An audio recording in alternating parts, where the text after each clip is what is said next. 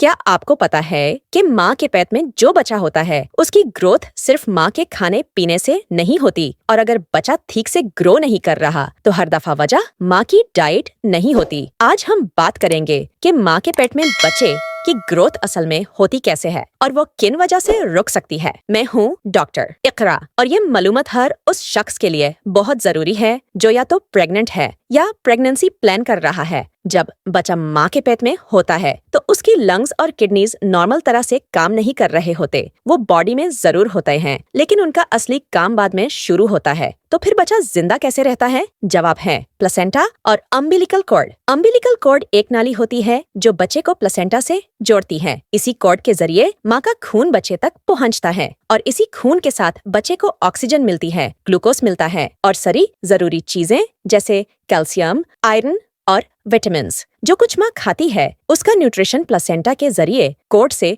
बच्चे तक जाता है, और जो बच्चे का वेस्ट होता है वो भी इसी कॉर्ड के जरिए माँ के सिस्टम में वापस जाता है। यानी प्लेसेंटा एक लाइफलाइन है, यही बच्चे को खिलाता भी है और साफ भी करता है। लेकिन अगर माँ का खाना ठीक हो, उसका वजन भी प्रेगनेंसी में 10 से 12 किलो तक बढ़ रहा हो और उसे कोई सीरियस बीमारी भी ना हो, फिर भी अगर बच्चे की ग्रोथ स्लो हो रही है तो मसला कहीं और होता है।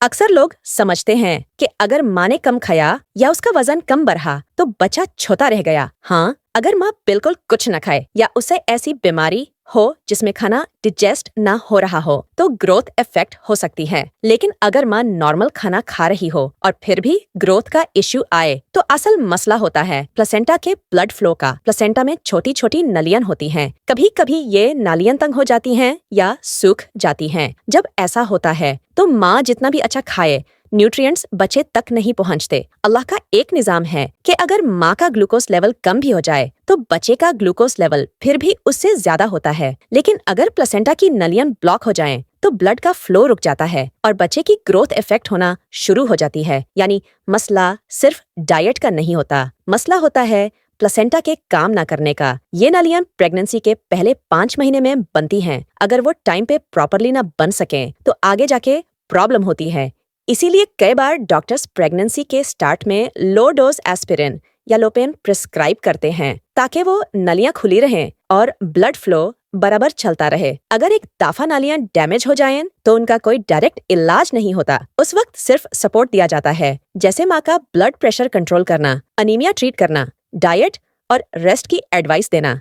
अगले प्रेगनेंसी में प्रिवेंटिव मेडिसिन दी जा सकती हैं ताकि ऐसा मसला दोबारा ना हो। लेकिन करंट प्रेगनेंसी में सिर्फ मॉनिटरिंग और सपोर्ट पॉसिबल होता है। तो अगर आप या आपका कोई क्लोज रिलेटिव प्रेगनेंसी में ग्रोथ का इश्यू फेस कर रहा हो तो जरूरी है सिर्फ डाइट नहीं बल्कि प्लेसेंटा और ब्लड फ्लो का भी टेस्ट करवाया जाए।